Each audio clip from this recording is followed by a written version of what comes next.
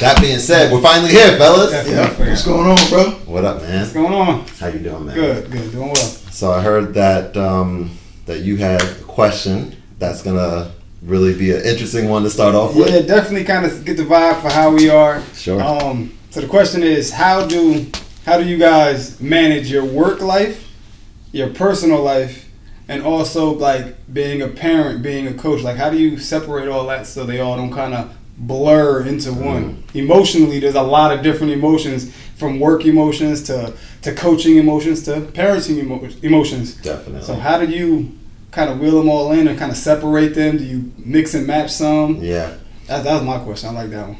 I'll start off. So I had that same exact question for my mentor, Henny the Business, who I'm in his Patreon. He produced the I Wish I Could Every Girl in the World from back in the day. Yeah. So the producer of that, he's a good friend and a mentor of mine, right? And I asked him this question because he's seemingly someone who has it, figured out in terms of how to balance all this stuff. He's a father, he's an entrepreneur, he's a creator, he's a Grammy president of the Grammy chapter, and all these other things that he's doing, these different hats. So I asked him that question. He said in a book that he read, I forget exactly the exact dynamics. I'm still trying to incorporate this in, but he has his days broken up where I believe from 8 to 12, and then 12 to 4, and then 4 to 8, something like that. Or maybe it's a little bit different breakdowns, but something like that, where the morning hours are his time to focus on mental wellness, fitness. He's doing this thing where he's producing a new song every single day, so he puts out that video for that, his personal wellness and his branding stuff.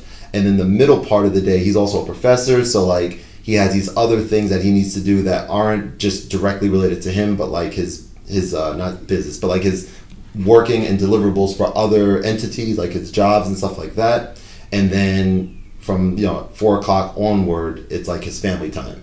And so when he shared that with me, that was super helpful. I started trying that. It's not as easy as just implementing it right away, because your days are gonna kind of dictate what kind of happens and stuff. But I thought having some type of system like that to at least be a guideline would be helpful. Structure more so, right? Definitely. Structure. Definitely. It's definitely. It's not easy. It's definitely not, and I feel like you just can't turn a switch on and off. I know me personally, I can't turn a switch on and off. Definitely can't. 100%. I mean, for me, fortunate enough, the things that I'm involved in all kind of have the same format to them. Yeah. So being a barber, being a coach, being a boyfriend, a stepfather, mentor, all of those things involve communication, love, talking. And so I never really have to, like you said, I really don't turn off the switch. And I get accused of that sometimes. My girl is stop trying to coach me. But coaching comes from love. Real coaching comes from love. You know what I mean? Or if I have a customer, I'm giving them advice and it feels like I'm coaching them, but coaching comes from taking an interest in something, having an interest in it, and love. So, and the mentoring is coaching. It's the same thing. Yeah. So I never really have to turn it off. I do have a hard time structuring my time. I know you guys are a little bit better at that. That's what I'm trying to work on, to be better, to let my 6:30 mean 6:30, and my 7 means 7, and to make sure that I'm putting the same amount of time in football as I am into posting my haircut pictures, or same amount of time cutting hair as the same amount of time I'm off, with the family or my niece or my girl or the kids or my mom, making there be a balance. So it's tough. It's really tough. I mean, it's just not enough time in the day. It doesn't seem like it. Most of the time, another thing too, having these multiple hats that all of us wear. There was a activity when I used to work at Verizon. They implemented this. It was see how I can kind of describe this. It was take a piece of paper, draw a circle, put your name in the middle of it. Oh yeah, that's right. What is that? That's not a Venn diagram, is it? So it's basically thinking of the 5 most prominent roles that you have: father, coach, friend, son, whatever your 5 most prominent ones are, and put those around the circle. And this is something you can do maybe weekly or monthly. And then really be honest with yourself and be all right, how much attention, how good a job am I doing being a husband? If you're doing an amazing job in your honest opinion, you put a dot closer to the outside of the circle, like the perimeter. If you're not doing really well, you're like more focused on other things, put it closer to you. Then your, entrepreneur thing, if you're spending a lot of time with that, so on and so forth. So you have like these 5 dots that are placed around this circle with your name in the middle, and then you like connect those dots, and you see this picture of like, certainly it's not going to be like everything around the edge because you don't have enough time for everything. And then, you look at like, dang, like I'm putting a lot of time into these things, but have I given my friends a call recently, or have I, spent quality time with my parents, or whatever the case is. And that's something I did a video on this a while ago, and like 2 or 3 years ago. And this is something that's helpful that you even asked the question, because I haven't done this activity in quite a while, and sometimes I start feeling like a little overwhelmed with like, dang, like am I doing enough? Am I focused on the right things and stuff? And that's a good way to kind of just see visually. I think that's big, because that's like that self-evaluation, and only you know if you're being real with yourself. That's right. So for myself, I work overnight, so that's right there. It's cutting my sleep pattern off, but then also being a husband, also being a father too, and then now doing my training stuff, and then everything else that comes with it. You do have to separate your days in a timely fashion, and understand that some things you may have to leave for the next day, but you got to make sure that next day it happens. Because I hate procrastinating. I hate saying I'm gonna do something and don't do it. Yeah. Because that's like a pet peeve of mine. If I actually do something, you say yes, and then you don't do it. It's kind of like, why didn't you do it? Kind of thing. So sure. That's why I try to make sure I follow through with that. But when you're trying to manage, and all of us here in relationships take work. It takes work, and it's not about just being there. It's about the effort. It's about the little things, the details. I'm big on the word details. So love is in the details. I heard that before, and that's what it is. It's not about buying your girl maybe the most expensive thing. Maybe she wants to just go out for a lunch date. Something small like that. So like for me, that's was something that I've worked on a lot. Being married now 5 years, you have to work on just the little things. What's going to make them happy? Do they really want to just go spend a whole bunch of money, or would they rather just like a little picnic or just something like that? But then I catch myself, especially working overnight, being a supervisor, I kind of have to dictate what people do. And then now I come home and I'm trying to basically get everything done before my wife gets home from work, and it's just like, all right, I got to keep doing this, and that, and I kind of lose sight of the things that I need to get done for myself, or for my training, or just for just my normal day-to-day stuff. And then my wife was telling me, hey, just do that tomorrow.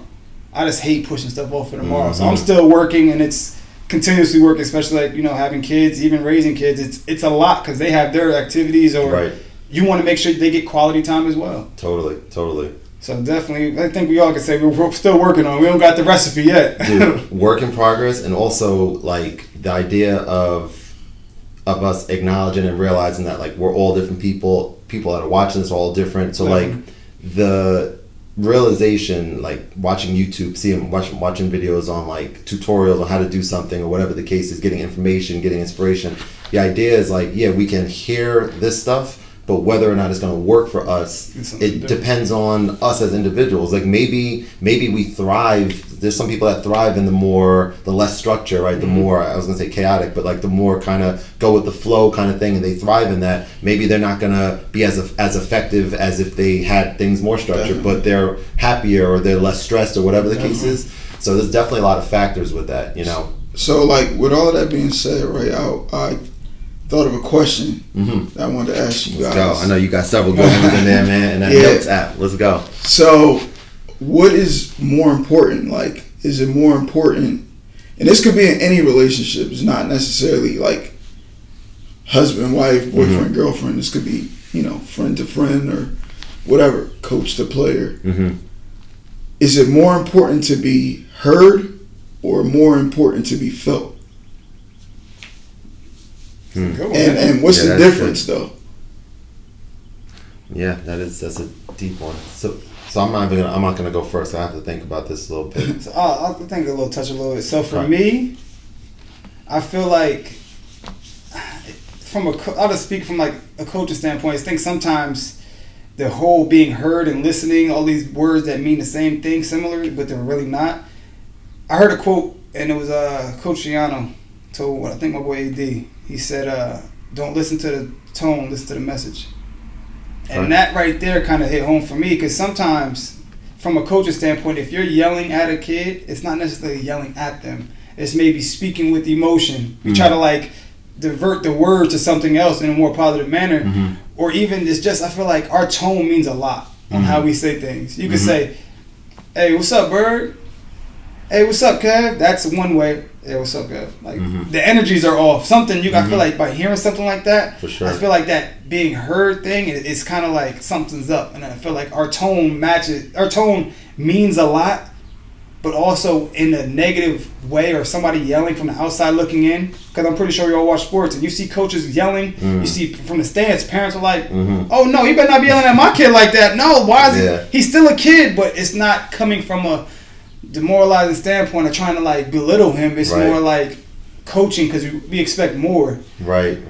Now being felt, I feel like being felt is more long term. Heard, I think, is more temporary, like more in the moment, more I think short term. I think being felt is like can be life changing. Like having a feeling of something. Like feelings are emotions, and that's something that you don't forget.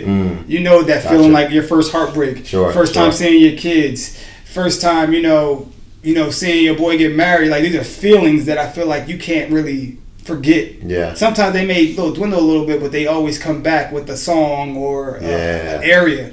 So I think for me, I think being felt has a little bit more. Being felt, just think more long term, and it kind of can shape you into something.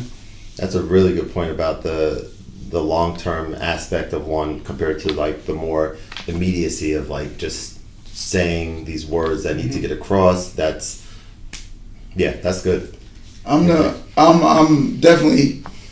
I think being felt is more important. I think of hearing and it's attention getting. So it's like. If you hear somebody yell fire, it gets your attention. But if you feel the heat from the fire, it causes a reaction. Like you hauling ass, like I'm out of here. And the same thing with like a song too. Like when you hear the notes, you like, I remember that song. And then certain words bring you back to a feeling. Like it takes me back to that spot, or you get that feeling like, you know what I'm saying? Like, you know how you could hear a song and you could just tap your foot to it? Or then you can hear a song, you get them little chilly bumps on your arm because it connotates to a feeling. So I think being heard, it's important to get the attention. That's why I think we change the tone. And when we saying things, it's like to get your attention in a different way. But being felt means there's going to be some type of reaction to it. Like, you yell at your child, or you speak loudly or decisively, and it gets their attention.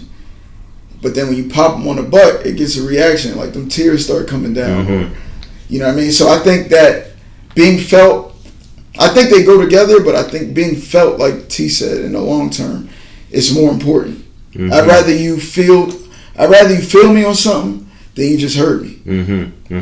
Well, let me ask both of you guys a question, like being in coaching and training and stuff. So I would imagine that that you have to really know what a certain athlete, like how to communicate with them effectively, right? So like you get to know them first, and then you're like, oh, well, this person is going to be moved by me saying things this way or me acting this way, but I have to also be mindful that everyone is not going to react the same way. So how do you guys kind of manage that? Is it as simple as what I just described, or is that like a challenge, knowing that there's so many different personalities? I feel like any friendship, you kind of get a feel. Like when you just meet somebody, you kind of get a vibe for them and understand how to be around them, how I guess the limits or the boundaries that you're going to set. Sure. I feel like as friends, everybody has boundaries. Yeah. Your best friend, they have different boundaries than somebody you just met 2 days ago. Right. So I feel like with kids or young athletes, it's a little different, because I feel like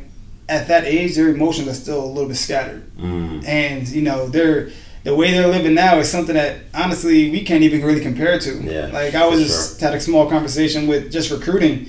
We didn't have Huddle, which is the app that you just literally download the games and stuff, and you could send it out to thousands of coaches. Oh wow! We had to burn a DVD, and put it on a DVD file, and that's complete. You have to send it out, literally send it out. So it's completely different. So the way these kids are interacting with social media. We have kids that know how to do audio and all that. It's crazy. Yeah, yeah. So when it comes to coaching them and trying to wheel them in, I feel like you have to know what type of athlete you're coaching. Not so much physically, but more so mentally, what they can handle emotionally and what they can handle. How do you get through to them? Some kids, they need that stern, like, let's get to it. We got to do this. We got to do that. Others, it's like, hey, come talk to me.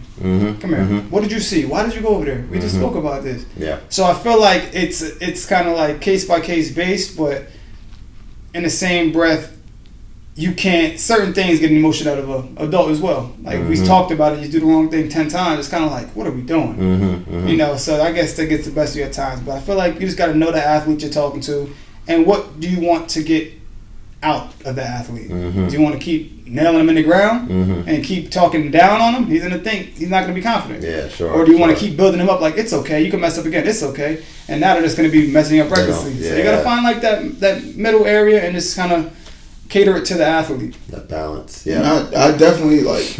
I think it's the same as like being a manager. It's like at the end of the day, like that's what makes a good manager, a good coach, a good GM, a good CEO is understanding that you're dealing with different personalities and taking the time to want to learn those people that you're managing or you're in charge of.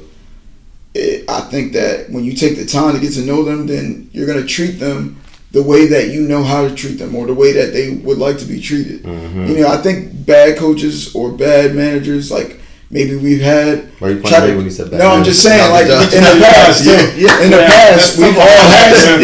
I think we've all had some, and we could could see that. We felt like the treatment wasn't fair. Yeah. You know what I mean? Or they didn't take the time to understand us. Whether it means like, you know what I mean, I did the same thing he did, but why is he getting different punishment? And you don't get an explanation for that. That's not taking the time to make you understand. Or, you're at a job and they're putting all the pressure on you, and this guy over here gets no pressure put on him, and you're like, yo, I'm working twice as hard as him. So I think like a good coach, a good manager just takes the time to understand and know that, like, like T said, maybe with him, I got to speak to him more man to man.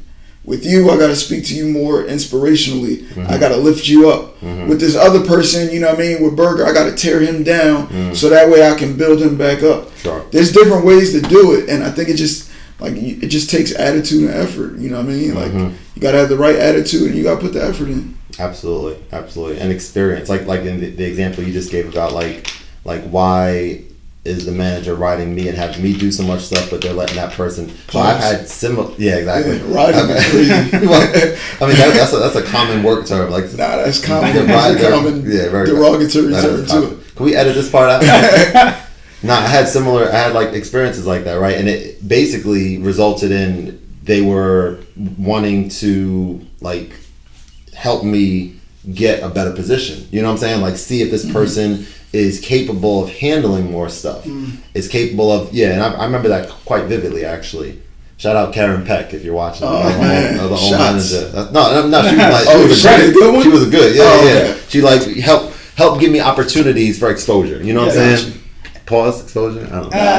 But that's something like you're saying, like that's where I think that gray line is, because sometimes you may feel like you're getting more put on you because the company sees something more in you than they do in that other person. Exactly. And now they want to do, cross their T's and dot their I's to make sure, like, hey, for this promotion, we want Kev. We don't want him. Yeah. Why? Why Kev and not the other guy? Well, first off, Kev has been doing X, Y, and Z, and that guy's just been mediocre over there. Right. So it's kind of like that's where you find that gray area, because it's like sometimes people have your best interest when it comes to, I'm going to give you more because I know you can handle it, and I see bigger for you. Yeah, that's kind of like coaching. Like, we're on certain kids. I ain't gonna say no names, but we're on certain kids. Like, hey, we need you to do this. I'm tired of the talking. Like, yo, you got to be with me. We got to do this. Yeah. Can't make these silly mistakes. And in other kids, it's kind of like sometimes kids, it's potential. I feel like, and potential is only what you make it. And we'll be lying if we said everybody has the same potential, because talent, whatever. Everybody's different. Sure. Everybody's different. Sure. Everybody's different resources, different work. It's a bunch of things that factor into that. So certain athletes, if you have the potential, I'm going to try to get as much as I can out of you. It's your job. Exactly, in It's the best important. way. Not to break you down, but if I got to take a few bricks away and then build them the right way because they weren't sitting right, then I'm going to do that. Mm-hmm. But you got to just trust the process and just believe that, it's coming from a place of love. And we want to see you get better. We've all went through high school already. We get no success from beating up a high school kid and doing whatever we're doing. Like, no, we want to make sure they're better than us. Like, I want to push you to be better than me. And so we're talking about that dynamic of coach, player, manager, employee, and stuff like that. To segue that, do you guys feel, who do you guys feel is more important? The chief or the Indian? Tell me what both of them are. Okay, so the history. So, or the general or the soldier. Okay. Does that make more sense? Sure. Yeah. Because you're probably looking at it in a racist way. Yeah, like chief and Indian. Can we edit this out? No. That's on your jacket. That's right. So who's more important in let's just say the relationship of the general and the soldier? I think that if you have a good general who the soldiers are all reporting up to, right, taking orders from, right? So if you have a good one, then for me, it's clear that the general is more important. The general has more impact, has more potential for success. If you have one bad soldier and the rest of them are good, then that's not going to be a big deal. If you have one bad general, then a lot of the soldiers are probably not going to be good because they're not they're not being led the right way. Well, I'll twist that on you. Let's just say one general, one soldier. Okay. Right? You're saying the general, but what is the general without the soldier who's going to war? The soldier is the one who fights the war. That's true. The general gives the order. That's true. Have you ever given an order to somebody and they don't execute it properly? What do you got to do? You might have to do it yourself, right? Or get someone else. Exactly. One or the other, right? Sure. So is it important to have somebody who can follow an order and execute an order? Or is it just important to have somebody who can just give an executive order? I'm still going to say, I see what you're saying. I'm still going to say, like, for me, there's so much power. I'm so fascinated with, like, the power of words and of being able to say something to inspire people. I love watching, like, these Apple events where there's a guy, a guy with wearing, like Steve Jobs, or one of these guys just wearing whatever and just saying things, and like he has his audience captivated. I'm fascinated. I don't really get into politics like that or whatever, but I'm fascinated with debates when you have these guys, these politicians that are able to say things and get people like galvanized. I'm fascinated with even the negative side of it, right? The people that do terrible things, but they're still able to like galvanize people and get people. So for me, it's like there's so much power in being able to do that, and as the saying goes, great power comes great responsibility. If you're great at being able to communicate, a great communicator and a great motivator, getting the best out of people, like all of us, like that's the cool thing about this conversation. We're all like really in a very similar space. You guys like explicitly with football, but me working with students, working with math and English and piano and inspiring them to reach their potential that way. And so there's something really beautiful about that, I think. But I still feel pretty strongly about that, the aspect that the person who's inspiring other people is, and this is going to lead into like the next topic, because I have something I want to actually talk about a little bit with that. But I'm curious to know what you think, though. Yeah, I'm going to go the same route. I think the general, and same kind of like a similar example, because I feel like a general is put in that position for a reason. I feel like you just don't become a principal. You just don't become these people. You have to have come from a soldier or some type of lower level to get to that tier. And a soldier, you're coming in as basically an entry level. So just like the military, just like anything, sometimes being a good soldier isn't for you. Maybe you're just not a good soldier. Maybe you just don't follow directions well. Maybe you're a barber. You got a barber who wants to be a barber so bad. He comes in, he's just not a good barber. It's just what it is. And I feel like it's harder to find a good general than it is to find a good soldier. And I feel like as a good general, you'll be able to train your soldiers the way you are. If you're a general, you got put there for a reason. Like, not to get too detailed, but right, wrong, whoever you know, sometimes that happens, yes. But politics. yes, yeah, exactly. But just for like a regular everyday, I feel like a general is put in the right place for the right reasons, and he should be able to teach the soldiers. That's why they put him there, because he's gonna have to relate to those guys. I just feel like a new general is always gonna be, in my opinion, a new general. When you're fresh in there, I feel like he's more into making everybody not happy but understanding and hearing. As they get in 20 years in, what happens? Everybody, he gets more lax, and he kind of loses touch of the soldiers or the entry levels, and I feel like that happens a lot in businesses. A lot of these guys that homegrown businesses, they were on the ground with everybody. Like, what do we need? We need this, we need that. Okay, cool. 20 years from now they're like, hey, somebody else will handle the email and just tell them what we need. So I feel like I'm still gonna go general, but I feel like a good general could lead a soldier. A good general can have a bunch of good soldiers underneath him. Well, I'm gonna, even though I agree with both of you, I'm gonna play devil's advocate, and I'm gonna say that coming from the sports world, soldiers are more known than generals. Right, T? 100%. You know the star player of the team. You know the rookie of the year. You know the incoming rookie, but you don't know the offensive coordinator. You don't know the assistant. You don't know the wide receiver coach. You know what I mean? You don't know the running back coach. And playing devil's advocate, I'll also say this. I think we're all get to a point in our life where we want to be a general.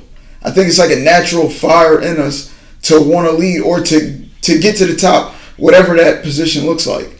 But how many people have those qualities to be humble enough to be a soldier? You know what I'm saying? When you think of a soldier, you think of a person who's saying, I'm going to put my life on the line based on what you told me. I'm a loyal, I'm respectful, I'm dedicated, I'm disciplined enough to follow what you say to the T, not knowing what the results may be, but knowing that I want to get it done because I trust in you. And I think that like I said, I'm just playing devil's advocate here. I think that might be like more admirable, and it also might be more important to have a person who's selfless enough to get the job done, right? Because a general, at the end of the day, believes what he's saying is right, and even if he doesn't believe it, he has to stand on that. A soldier is trusting, and a soldier is gonna do whatever he has to do, even if it means to his own detriment. Right, T? Like, there's times where, like, you line up in a slot and they like, yo, go crack back that 260 pound outside linebacker or that 6'5" defensive end, and you like, Coach, I'm only 5'9", 185 pounds, but you're gonna do it. That general, right, has told you to do it because he believes you can do it. And this, you got a job. That's why I feel like, and this is kind of like a weird twist though, because it's kind of like from coaching, and especially coaching, this is where it gets a little foggy because as a coach, some of the best coaches never play football. So this is the crazy part. So as a coach, I'm listening to a coach that never was in my shoes. So that's where it's kind of like this, like that's where it gets weird because how am I believing something you never did? Like, how do you know this is going to work? And that's where the trust comes in. And then again, that's why, like, me being coached by somebody who played the position or somebody who was in the NFL or training, a better trainer or been training for years, I'll listen to them more so than a random person that maybe like a life coach. When I'm trying to learn about training, I will listen to another trainer before I listen to a life coach when they both have a great amount of knowledge to give me, and I could pull something from both of them, but I'm still thinking like, nah, well, this is my field. This is what I need to focus on. When that life coach can really get to me another way, like, this is how you got to say it. It's not what you say, it's how you say it. It's your word choice. It's your delivery. And that's where it kind of gets like a mixture of... I think both of those are super important, and I think very relatable what you just said. Like, I'm going to tell y'all a story. So my time at Verizon, my first job was a technician. Technicians are the people that do the work. They're the soldiers.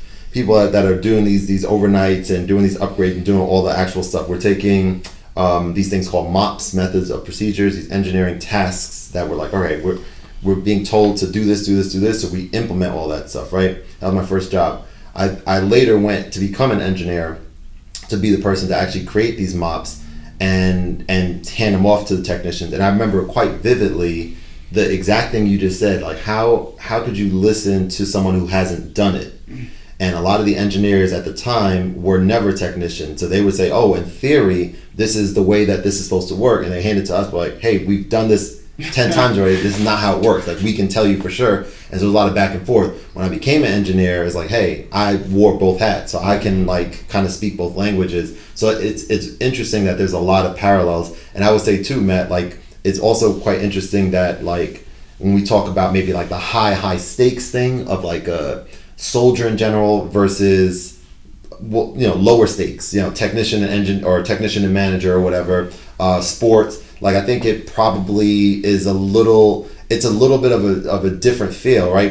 The way you just described it, like someone putting their life on the line kind of thing. Like that's incredibly and extremely loyal, heroic, all that stuff, versus a sport player or, you know, technician or like we're like our experience. It's much lower stakes. So maybe I don't know exactly what that means, but maybe there's just a blend like you were describing, as the things get a little bit less serious. Like it's not a life or death kind of situation, you know. Like a different scale. Yeah, 100%. Definitely agree with that. So what were you saying? I know you said you had a topic you wanted to get. Yeah, I wanted to ask about like, it's a very just specific or broad question. I don't know, however you look at it, but like what is the most important thing to you?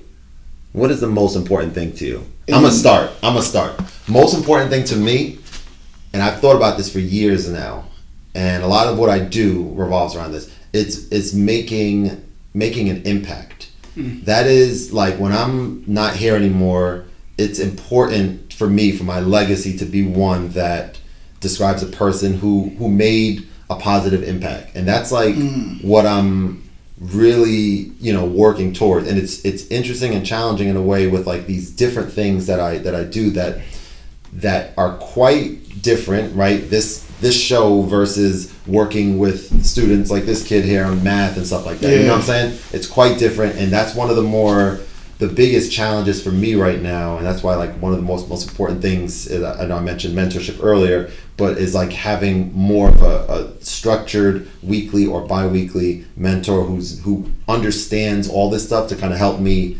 figure out how to, whether I need to bring all these things together, or whether it's like, hey, which one of these is the most important? Like, this is your primary, everything else you can spend some time with, but this is like the most important thing that you need to work towards. That's probably the most challenging thing. But yes, for me, it's like it's making an impact for sure. Impact. I want to know about you guys too. I like the word choice. I think, man, I'm being honest. Like, I think, and it's a good question you ask, because I got a question to play off of it. Mm-hmm.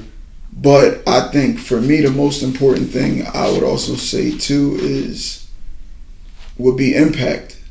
You know what I mean? Like, I think a lot of other things fall under that umbrella impact. Like, every day I want to make sure that I think like my gift was to bring joy into this world. So every single day I want to make sure I'm bringing somebody joy, some type of impact or inspiration. Sure. And I think everything else falls into line behind that. Like, I don't get caught in the semantics of like love or, you know, one person, it being, you know, even though you have a child and you love your daughter or your kids, you love your kids, or you love your wives or whatever the case may be, that's not enough. You know what I'm saying? Like, it's not enough to just love somebody.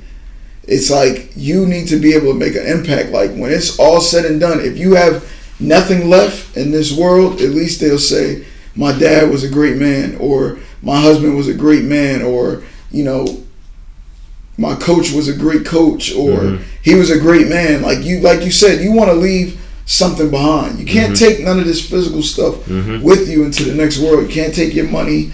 You can't take your height. Can't take your looks. You know what I'm saying? You can't take none of that. You wouldn't understand that, Karen. We've been at the same life for a while now. You wouldn't understand what it's like sitting middle seat in the cars and the sedan. That was actually directly. I wasn't even looking at that. I didn't have to look. But like, you can't, and even the superficial things, right? Like the cars, statistics. You know what I mean? Like the accolades. You can't take none of that with you. You know what I mean? Like, and it means for nothing. Like, Steve Jobs has passed. right?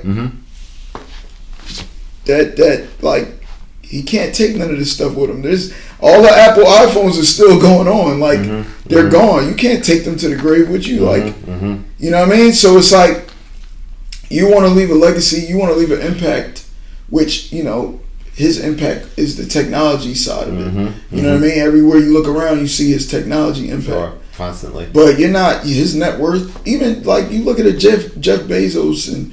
Like, we know the billionaires now, right? Like Jeff Bezos, Mark Zuckerberg, Michael Jordan. But do you know the billionaires that was in the 80s? Do you know any of them?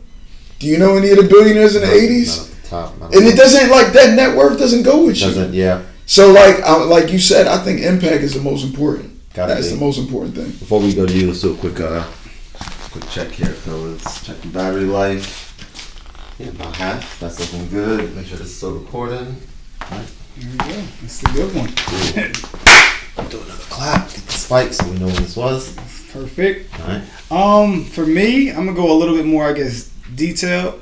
I like the impact, but I ain't gonna piggyback. I'm for me, family. And I say that because growing up, Spanish. half Spanish, but I say that just because of how I grew up. I lost my father when I was in high school, so I didn't have that. My dad wasn't there for my graduation, where I'm going to college to play football, all that stuff. So I had different male figures kind of help in and step in and take that role. And I realized, even from my sister, I know she looks at me. She's only 5 years younger than me, I think, like 5 years. And she looks at me kind of like a dad brother kind of thing. Like she looks at me as if she needs my approval and it's stuff like that. And there's so much pressure on her, and it's not the case. I'm still your brother first, not it's just that line kind of got blurred just growing up the way we had to grow up. My dad died when I was a senior in high school, and then a year later I was in another state in New Hampshire. So for her, it was just my mom and her. They had to get tight, and the mom had to iron all these things out. But for me, having my own family, it's like I see how my mom and dad were, and I see how other families are, and I would always want to compare.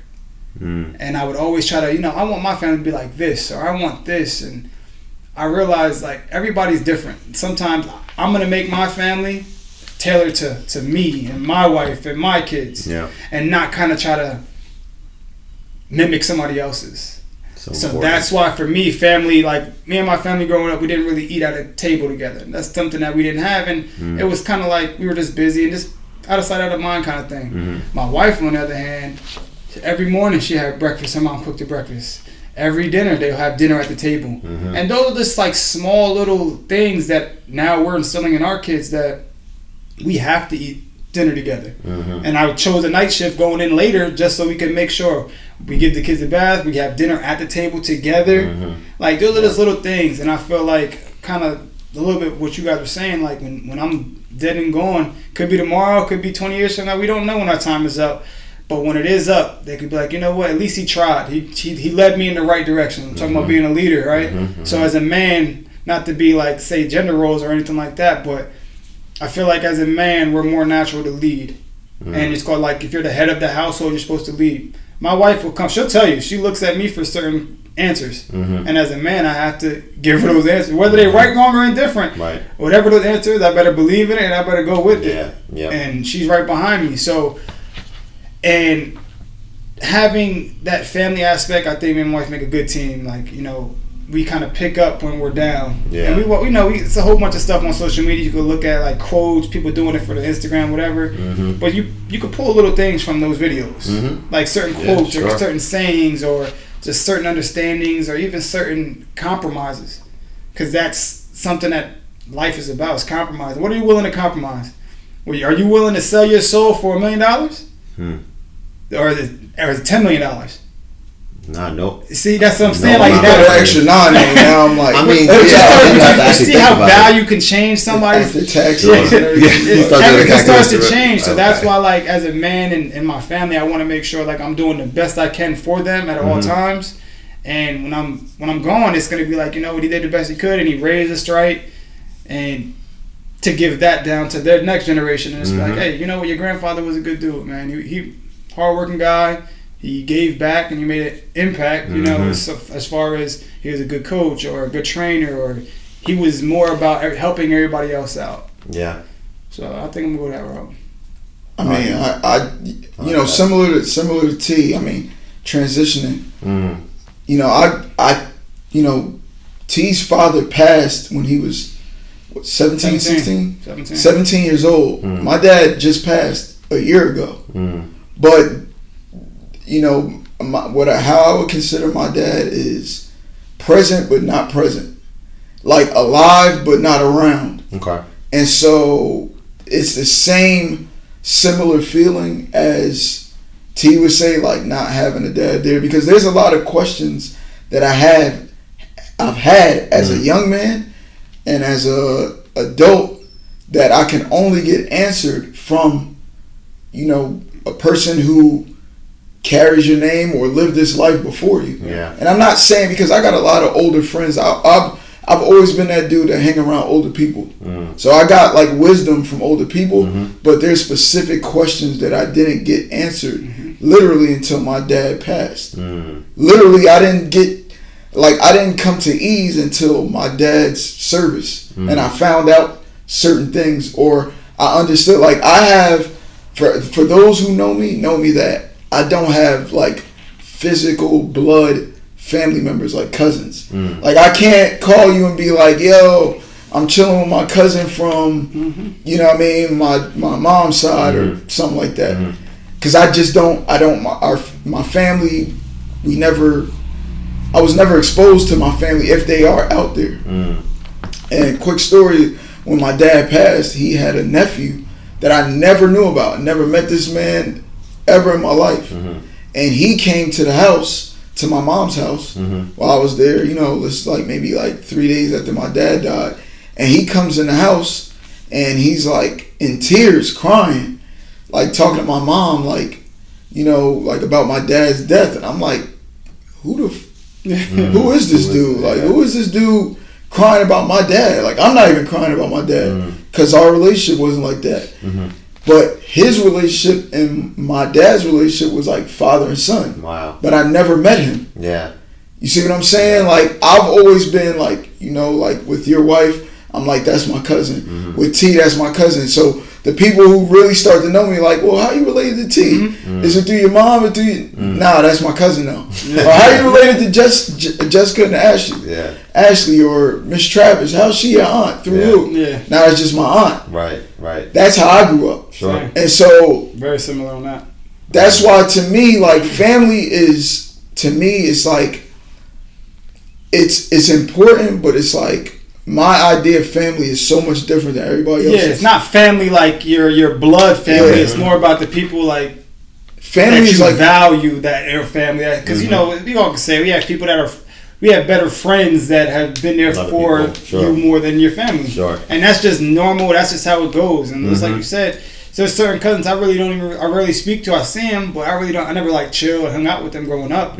But when I was playing football, still didn't hear them. They only hear about the other side, or they hear about, you know, the good things. But when things go down, you really don't hear too much. And that's just natural, and it's okay, because I'd rather them, you know, we go our own ways and we do our own thing, and that's fine. There's no love lost.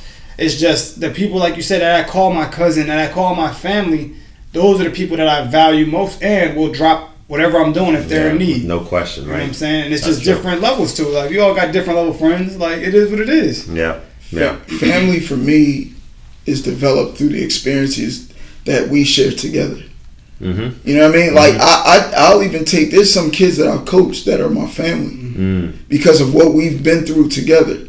So on the flip side, I like to ask you, because, you know, me and Terrence had a similar kind of upbringing, but for you, I've been around you and I've seen, you know, your brother, your sister, your mom, your dad, and I've heard you talk about like cousins and stuff. Sure. And even I know your uncle that you said that passed before you were. Oh yeah, sure. Tell me that. My dad's younger brother, right? Yeah, you said he passed when you were either very little or before you were born. Yeah. So I think he passed in 88 or 89. I was born in 87. So yeah, when I was like 1 or 2. No memories of him.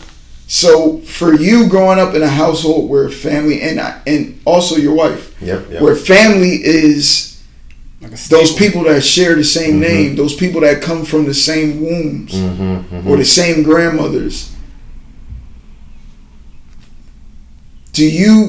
do other people come into your circle as family? Have you ever had people outside become family, or is family like covenant? Like that's covenant, yeah. Like that's just you're not really blood. So you out of there. You just like, a good friend. Respect that you're a family friend type deal. That's a great. You can go to the cookout, but you just can't sit at the close to the food table.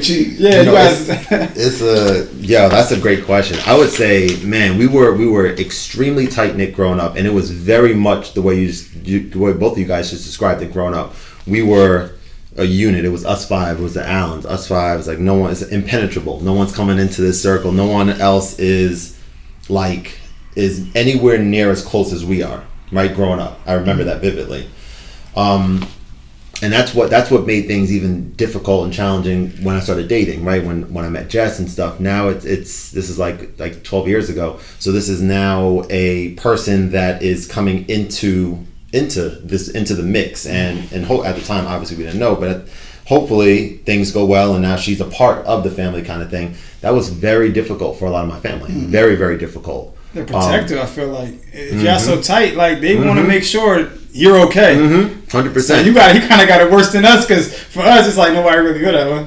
For you it's like no, they got to get past us. Like it's like an interrogation. They on front line. Dude, it was like that. It was challenging. It was a lot. I was the first one to really have like that serious relationship out of my brother and sister. They dated and stuff, but someone that's coming to like birthday dinners and all that kind of stuff. And I remember playing that middle role, right? Being like, all right, well, this is new, so I'm trying to figure things out here.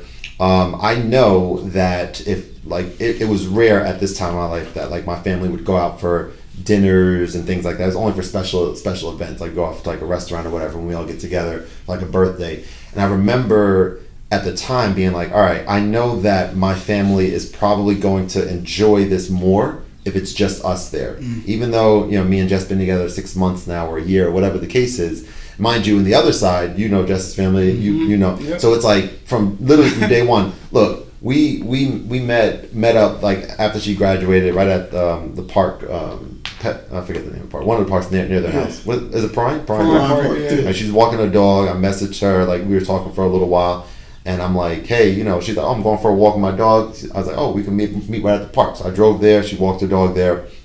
I remember if she was there, she would tell you that I had a fitted hat, and it was like the brim was just straight up in the air. I don't know why. It was like straight up. That's why I'm like self-conscious now. So I don't know either. I have no idea. Smooth dude though. Let me go meet you up. Walk your dog. Smooth. Like, oh yeah, I'm about to go walk my car. Let's go. Bad, right? I'm actually glad you stopped that.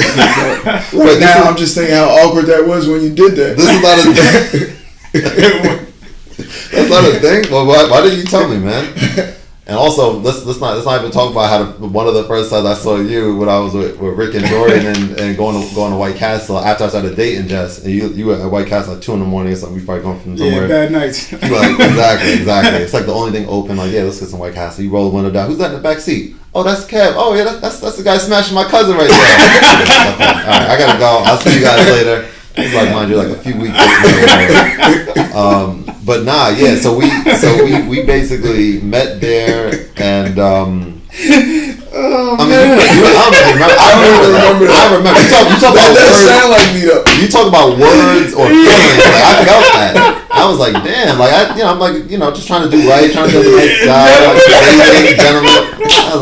I was like, damn, Yo, that's Berg in a nutshell though, cause that right there. He really said that. Wow. He knew about it. He must have played ball a few times. Oh man, that's funny. And that was the first thing that came to your mind. And you don't remember that at all. I remember that. Like verbatim, Oh man, that's a good one. Sounds about right. It sounds about right. But yeah, it was challenging to say the least. And I mean, the thing is that I made decisions right then. I made decisions that were more based on my family being happy. I mean, that is really funny. Yeah,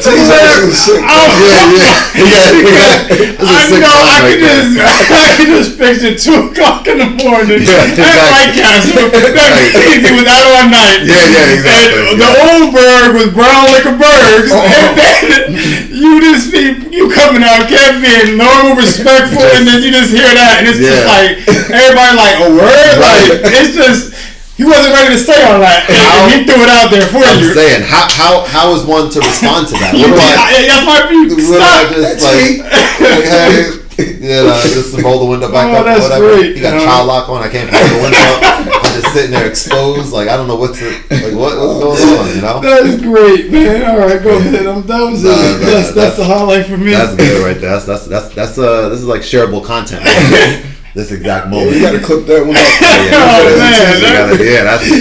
That's genuine laugh is good stuff. I looked at the line of Kevin. I started laughing. Because I can see Kevin's he's not short, so he's in the back. It's probably like a coupe too. His knees up. It's just he's literally in the forward position. It's just like, oh man. It wasn't good. I got tears, man. That's a good one. I'm glad I heard that story. That's a good one. Oh man. Yeah, he literally said that, man. But I chose my mom, dad, family, happiness over Jess. At the time, I didn't realize how much of an impact that had on my wife in terms of her feeling excluded from things, right? At the time, like, oh, there'll be a time in the future where you're going to be included. Right now, it's still us and you kind of thing. And that's something we've had to work on over the years. I think we're definitely in a much better place right now. And I think, what it is? It's like none of us are perfect. We make decisions based on our wisdom at the time, based on what we know at the time. And but to go back on that's something I didn't realize until you have conversations like this, until you start dating other people, dating Jess, seeing what a different dynamic is like and stuff, and realizing that your way of growing up is unique to you in a way, right? And things can be, and in our case, definitely different in other sides, Exactly. Like she got offended by it because in her world it's different. We want you to go everywhere, and you grew up completely different, and you don't know the other side. She don't know the other side, so that's where it's kind of like a little tension or friction. But then that's when it comes to the bigger side of things, and that's compromise, and that's all marriage, and that's relationships. Not even marriage, just relationships in general. That is literally all compromise. Mm-hmm. Any friendship, anything is just compromise. It's crazy that you say that. Cause I'm like super close to Kevin's car right now. It's crazy that you say that because from the outside looking in, and I've been there, like you said, since day one. Right. I never saw that dynamic. It seems seamless, like you guys, family getting along. The only thing I've heard and that's pretty normal is like, and I know T, you going through that too. Like when you have kids, like the grandmothers are a little bit different. Like your mother-in-law may want to do something for your kid that you're not all the way comfortable with, or you know what I mean. But I would say on the flip side with me, right, similar to you had a little bit of an issue, keeping this here and this over here. I did that based on trauma. Like I was, my household situation wasn't one that I wanted to let people into because I was ashamed of it. I was ashamed of my parents' relationship. I was ashamed of their dynamic. Like there was no real love that I seen. I was ashamed of like the house, like the way that, my parents did things compared to like most traditional homes. Yeah. I was ashamed of like, my oldest brother having like legal troubles and all that. That kind of made me ashamed, and so I kept my family here, away from everyone, friends, girlfriends, all of that. And with my relationship now with my girl, that was like a big thing because she comes from like family is all we got. Like if that's your blood, that's your blood. And she didn't understand, like, how do you say, like, you're not close with your brother, but every time he calls you, like, you go running. Like, that's just me. That's how I'm wired. Like, and to fast forward that, when my dad passed, right, I realized that was just passed down to me. You know what I'm saying? Like, that, his trauma, I found out my dad, his dad, he never even met his dad.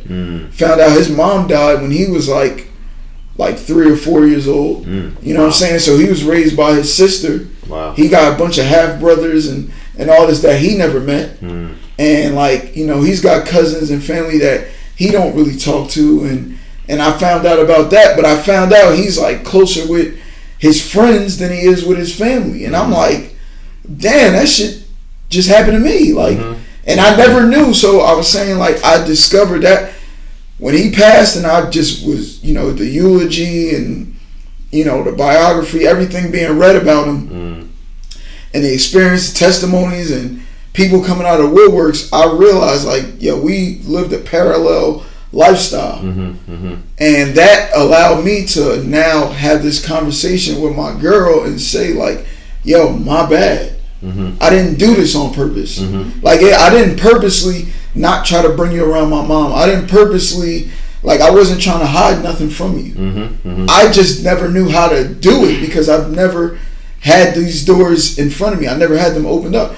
I could have went my whole life being a loner. I could have went my whole life with nobody knowing my background, just knowing me for where I'm at from when you met me. So if you met me in high school, I could have went my whole life saying, yeah, you just know me as the funny guy. Or when I met T, yo, you just know me as the football funny guy. Like, cause like my stuff that happened in the past, I left it there for a reason. Cause I didn't want to deal with it. I was scared to deal with it. I thought it would break me down. Like, you know what I'm saying? Yeah. And, you know, thankfully, you know, God gave me a woman who cared about me enough to force me to open that door and let them skeletons come out. And so now I'm in a better place where, like, I bring my girl to my mom's house and let them hang out and talk. And even me, just like, it's like somebody took cotton balls out my ears. Because, like, when I speak to my mom now, like, there's actually things, like, I want to hear and I can listen to. And like, she's actually got good advice for me. I thought we were, like, because she's from where she's from and I'm, like, we're just, you know, you'll never understand me. Your mindset. My mindset changed. Yep. So with all of that being said, I know you talk about your uncle. You know, I'm talking about my dad. I'll start it off, but I was saying, if there was one thing you could say to the closest person you lost ever, what would it be? And I know for me, you know, me, even though I would say my dad is the closest person I lost because we're close in relationship. We're close in, like, blood relationship. We didn't really have a friendship, you know what I mean, when I was, like, I would say after maybe, like, I was in 4th grade. I was gone for a little while, so, like, we didn't really have a close relationship, but it's the closest person in proximity to me that I lost. And the one thing I would say to him is, it's crazy because people will be like, you know, you probably say, like, I love you, I miss you. And honestly, it wouldn't be all that because I don't want to fake. Like, I love my dad, but it's not, like, to the point where I want to tell him I love him because it's not something I said when he was here. Because it's not what I don't just say words to say them. Yeah, definitely. I wouldn't want to give him a hug because that's not what we do when he was here. I wouldn't want to spend another day and like go out and have a beer or nothing like that. That's not what we did. The one thing I would tell my dad is, like, I understand you. Like, everything. Like, I understand him sleeping downstairs, not sleeping in the bed with my mom. I understand the arguments he had with my mom. I understand the drinking. I understand, like, the violence, the anger. And I understand, like, but I also understand the work ethic. You know, like, I understand why he was so cheap. I understand, like, why he was so stern. I understand. That's all I want to tell him. And that, to me, is enough to encapsulate everything else. Like the I love you, the hug, all of that. It's just about I understand why. It doesn't mean, like, I agree, but I understand. That's the one thing I would say to him. I love that. That's powerful, man. I would say, so yesterday was my grandma, my dad's mom's birthday. And she passed away 5 years ago in 2018. We were just, like, sending some family text messages, and I just know that specifically. I can't believe it's been 5 years, but there was, like, a picture of, like, a tombstone. She used to always say, love you always. Dang, am I going to get this wrong now? Love you also and always. Love you also and always. And that's what's on her tombstone. She would always say that. So between her and my grandpa, my dad's dad, who passed away a couple of years ago, I mean, it's hard to pick one, right? My mom's mom, like, I was very close with all three of them in different levels. I I would say just Grandma Kathy, my dad's mom, just because, yes, it was her birthday. I was thinking about like the fact that upon looking at old pictures of her and stuff when she passed away and like learning about her, there was like a picture that really resonated a lot with me. Okay, it was a picture of her. I don't remember if this was in Montserrat where she's from, where I'm from, or if it was here. But she was much younger. She was in a classroom. She was teaching, and I didn't know that she was a teacher, an educator at an earlier time in her life. I know she was a social worker in the later years, but I would love to have had an opportunity to have spoken to her about her teaching experience. What was your teaching style like? Something in her. Because I'm, blood 2 generations, lower. Like something in her being an educator sparked something in me to have this passion, to tutor and become a teacher and stuff. So I would love to just have that conversation with her, So that's where I'm at. Before we go to tea, take a commercial break. Let's go check this out real quick. And that's looking good, excellent. See, when we get enough money, enough funding, and sponsorship, we'll have someone back here. That's the goal. Real talk. I mean, seriously, right? Someone just kind of handling that. What you got, T? You got to clap. Oh, yeah. Cool. For me, I would definitely say something to my dad. I think I wouldn't say nothing. I would just ask him if I made him proud. Like, for me, because we didn't have that relationship where it's like, hey, this and that, good job. When it came to sports, I was the first person in my family to actually, like, I guess, take sports serious enough to get me to college and the next level and all that stuff. So I would just ask him, like, did I make you proud? Am I being a good, husband, father, friend? Am I doing that? Because my dad had a few friends, but that's like something. He had a few friends, but they would rarely come to the house. If anything, he would go out and see them alone, like men or whatever. So for me, I would I always, that kind of like gets in my brain because we didn't leave on the best of terms when he passed, and it was so sudden. So for me, it was like, did I make you proud? Am I making you proud now for like my decisions to go to New Hampshire over other colleges? Did I make the right choice?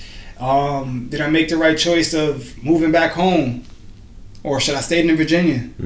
Like, it's just all these questions that I ask, and I didn't know much about his upbringing, so it's like a question I really have no clue if I'm living proof of, like, okay, you know what, I raised this kid right, I'm doing the right thing by him, and that's, I guess, my biggest thing. I want to know if I'm making him proud, if I made him proud, and I'm so curious on how our relationship would be now that I got married, that I have kids, because like you said, now, like kind of what Berg said, now I understand. I understand what marriage is like. I understand what it's like before you have kids too. How it's it's fun and all this. You get to go here or there. I understand what it's like to get a house and worry about a mortgage and then the closings and all this stuff. I understand what it's like to have kids. Yeah. And have a kid first, and then now your wife she can't do much because she just had a baby, so you gotta like pick up the slack. Yeah. Then you gotta still go to work while she's at home, and then she's stressed when you come home. Like I want to say, like, I understand. Yeah. But I also want to know, like, am I doing this right? Because I didn't really know what was right or wrong, and I hate to put myself in everybody else's families. Like, oh, their family's like this and their family like that, because we don't really know what's in those closets of those other families. Really don't. You know what I'm saying? We can say, I want that family. Yep. You go over there, it could be 10 times worse than what you got. Yep. Because so don't know. You don't. And some people just hide it better. Some families are tighter knit, so they hide things well. But also, some families, all their drama. Yeah. But for them, it's like, my business. That's what it is. Yeah. So I think for me, if I had to say one thing, I would just ask him, am I making him proud? I've never met your dad, and I didn't know you that well until recently. But I think that it's like it would have to be a resounding yes. Yeah, definitely. Right? That, yeah, definitely. I mean, I remember going to the service when T's father passed, and I remember I remember that day vividly. Like, T's up there, sitting up there speaking, with sunglasses on, because you trying to keep it together. And his main thing, like, I don't even know if you remember this, T. You said it probably like 3 or 4 times, like. I'm here, and I'm gonna make sure I'm gonna take care of my mom and my sister. It's like either 3 or 4 times he said that during his thing. Now, mind you, like there was probably, you know, at the time, you know how funerals are and people are like they don't mean to be like, you know, like phony about it, but sometimes they have the right intentions, but they can't follow up. There's different guys saying like, yo, we got your back, T, we'll be there. And you know, throughout time, like you can't hold a grudge. Like when you was texting me last night, you can't hold a grudge on somebody for not treating you a certain way because maybe they treated somebody else. Maybe they just, for whatever reasons, they couldn't. Sure. But I remember different people speaking at Jeff's funeral, Terrence's dad, and saying like, "Oh, we're gonna take care of the family," or "We got your back, T," or this, that, and third. And as time goes on, because this is a never-ending thing. Yep. You know, some people fall off by the wayside. Some people got other things that they got to take care of. Life get in the way. So life gets in the way. But I remember one thing T said, like I said, 3 to 4 times is, you know, I got my mom. I'm gonna take care of my mom. I'm gonna take care of Kayla. That was his main thing. And so, like, no matter what, like right then and there, like his dad has to be proud. Oh man. So like to piggyback off what T said, right? Like certain things, like I've never had and I don't know if you did. I know you say your relationship. I've never had a conversation with my dad about being proud, or never came to none of my football games, high school, semi-pro, anything, coaching, nothing. And this is crazy. I think I told you about this, T. We never spoke about me being proud of you, or, you know, keep it up, son, or good job. Never heard those words. My dad never said I love you to me, ever. Never hugged me, nothing. No kiss on the cheek, forehead. Maybe when I was little, maybe before I remember, right? But when my dad died, right, like I went to his car that he had. My dad was like a hoarder, so he had a bunch of bullshit in his car. And bro, it was like a 2016. My dad died with 2022. It was a 2016 Toyota like Highlander, already paid off everything, like damn near brand new car. He got shit all in there, like clothes, all this bullshit. So I'm going through the shit. You know what I'm saying? Like, and I find like a newspaper clip that he has of like some mentor, when 50 Strong, they put it in like a newspaper when we first did it, and it had like my picture in it. Then I found like a picture from like the Mr. Piscataway contest from high school. He had like he got like a you know how old people got them little, it's not even a briefcase. It's like a loose bag. Yeah, and I'm seeing he got one of my jerseys from when we first started playing semi-pro, and like he got all the stuff together in the same thing. So it's not a coincidence, because I never put that stuff in there. This is stuff he was like keeping as nostalgia for him. So I knew he was proud of me, like right then and there. And also like that whole process of when my dad died, I would say from the day he died to maybe like 2 months after his service, I never shed a tear ever. And I did everything. I set up the repast, the service, the cremation. Like I had to go up there to get his belongings, his wallet, his this, all of that. I did all of that with no tears, because my whole time my mom is just crying. My one middle brother is crying because he's like, him and my dad have messed up relationship. My oldest brother is the closest to my dad, even though they had a crazy dynamic. So, and he's in Georgia. And meanwhile, the youngest part of my family is my niece. She's 10 years old, and she don't really understand what's going on. She's like, where's Pop? Like, where is he at? She don't, you know what I'm saying? And she's trying to be strong, and it's like, so I say all that to say, like sometimes wherever our lost loved ones are, they have no choice but to be proud of us, to be honest. Because like, you know what I'm saying? Because you holding it down. Like I look at T, like he got a crib now. Like his mom was in between homes and stayed with him. No, there's no way his dad can't be proud of that. Yeah. You know what I mean? Like, his sister never had to want for nothing.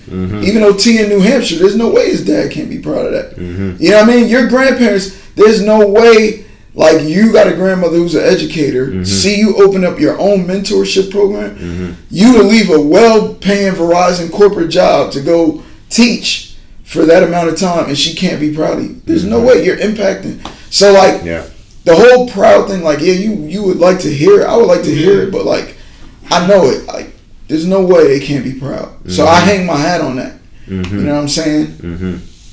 I love that. Yeah, that's deep. Is there anyone that each of us could either call or visit today or this week? Let's say this week. I don't know what everyone's scheduled, but someone that we can call or visit this week and, like, spend some, like, quality time with to, like, just, you know, based on what we're talking about now, like, while people are still here. You don't have to answer that either, but I mean, just being thoughtful about it, because that's what I'm thinking about, you know? I think for me, I try to do that more often. I know, especially somebody like Bird, one of my best friends, I definitely, like, just when he having, like, a tough time, like a day yesterday, he had a tough day yesterday based on some of our past traumas with coaching. So I was in that same space he was in maybe a few days prior to that. So I had to kind of dig myself out that hole, and it kind of helped me to kind of get him back on track, because it does, like, this coaching stuff, it'll get to you. And then you start seeing somebody start spiraling, they start thinking, and they start trying to wish bad upon, and it's just like, we're so much better than that. Like, we're so much better than that. So I feel like one thing I did definitely learn from my dad passing so, like, abruptly was, you do have to give, like, what is it, send your flowers? What did they say on the pivot? Like, flowers while you're still definitely give them now more so. And I know one thing, like, I didn't really see my mom and dad, like, hug, kiss, and show affection like that. And I know with my wife, I was against it. For the beginning of our relationship, the beginning half, I didn't want, like, hugs and kisses. But, like, nah, why are we doing that? Like, ew. Now it's like, yeah, that's my wife. Like, I love you. Like, you make sure you say it. I say I love you before we go to bed. Say it when I'm leaving the house. Yeah. Because stuff happens. Sure. You can get to an accident, like, stuff happens. You never know. Yeah. And it happens so often. Yeah. And it may not impact anybody right now. Because say tomorrow somebody gets hit, you don't know him. It's in the newspaper all the time. It doesn't impact you because you don't know that person. But that person is somebody's son, somebody's boyfriend. So, you know what I mean? You don't know what it is. So I'm definitely big on just telling people, like, hey, love you. Or one of my other best friends, he got a house and just had a baby shower. Always tell him, hey, yo, I'm proud of you. Like, you're doing it the right way. Like, married, you got a house, now you're about to have a baby. Like, I'm proud of you, bro. Yep. So I feel like you have to give it, and I feel like just in our growing up, it wasn't really accepted that way. Like, we weren't taught as men, hey, tell another man you love him. Oh, that's good. Like, that's how they kind of made a joke on it. Sure. Now it's more so, hey, show love. Right. Like, I'll tell my kids that I'm training, like, hey, show love. It's not about hating on somebody. It ain't going to get you nowhere. You so worried about them, you're forgetting about self. So show love, appreciate one another, because the demons he battling, just being a friend, just being there to help him could be something that could change his life. 100%. And you never know 20 years from now who's going to be what, that one person you took care of. And I seen the thing, actually, not to get sidetracked, but Shaq, he bought his college roommate a brand new truck that used to drive him to school when he was in college at LSU. He bought him a brand new truck. That guy didn't know if Shaq was going to be that good, and it shows that. Pause. He definitely. You look at Shaq, you look. I get what you're going. But like, you have to think, like, Shaq could have been like Greg Oden, like, literally 1 year and done. You never know. Yeah, so like the fact that it shows, you know, on both sides, Shaq for actually remembering and appreciating, that shows like Shaq has value to that relationship that was that sacrifice that man gave to him. Right. Like, yo, I got a truck we could drive. I'll drive you to practice, and it also shows that the guy who did it out of the kindness of his heart, like, yo, I got you. Like, we're on the same team. We're gonna look each other out. Yeah. So that to me speaks volumes. That's a fact. I still struggle with the whole, like, speaking it out, because it's just not natural to me. I just, going over, But pause though, because it's not natural for him to speak it out. But his entire life revolves around speaking. Sure. So that's him compartmentalizing everything. Like, Bird can go into literally any place and he'll have a conversation with somebody. He'll make a friend out of there. That's true, and that's something. But he can't talk about his own inner things and stuff like that. That's why it's like, that's why for somebody probably dating you or whoever, it's like, what do you mean you can't tell me how you feel? You tell everybody, but Bird does a good job of telling people what he wants them to know. It may seem like he's saying a lot, but he's only telling you but so much in a lot of words. So go ahead. I mean, cause you're I mean that's a fact. Like I think for me, growing up, going over 20 some odd years without speaking the word love, like just think about that. Like so, like when we look at like inmates, prisoners, right? And they go, let's say you do 10 years, and you've never, showered with, like just for instance, you never showered alone. And where are you going with this? No, I'm just saying, like, shower. No, just say, like, let's say you've never, all right, take that out. Let's just say, like, an inmate, right? Like, you've always ate food with people around you looking at you, so you're used to covering like this, and now you're free. But the first thing you do is like, yo, I'm under attack. Gotcha. Okay. And so that trauma is the mindset I have. Like, I went all these years with never saying I love you, and I made it this far. I've survived. And now I'm in a relationship where I'm free to tell people I love them, and it's still hard for me. Even though you could ask Yvonne, I tell her every day, like, I love you. Before we go to sleep, we cuddle and hug, but I still get those moments. She'll be like, stop making it weird. You know what I mean? I'll try to start slapboxing or something when she try to hug me, or if she wants to hold my hand in front of people, I'm like weirded out by it. And the hardest thing is like being misunderstood, that I don't want that. It's not that I don't want that, I just don't know how to actually receive it. And it's still hard for me. And so like I'm a work in progress. You know what I mean? But one thing I say I hang my hat on is love is it's a real word, right? But it has so many different forms to it. Like love could be like, you know what I'm saying? Like, yo, I get you a gift for Christmas, and you like, damn, like I'm only dating like Jessica. Why'd he get me a gift?